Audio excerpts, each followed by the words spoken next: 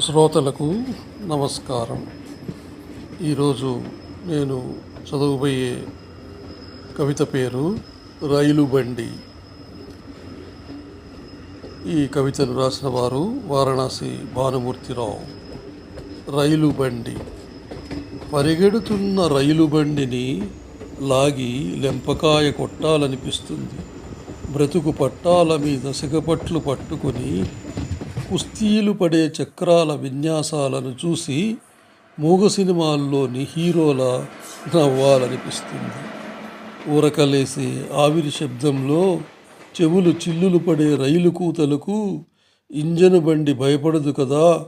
గిల్లి కజ్జాలకు వచ్చినట్లు డ్రైవరు చేత మరీ మరీ హారన్ లాగిస్తుంది. కర్ణ కఠోరమైన ఆ భయంకర శబ్దాల మధ్య చాయ్, కాఫీ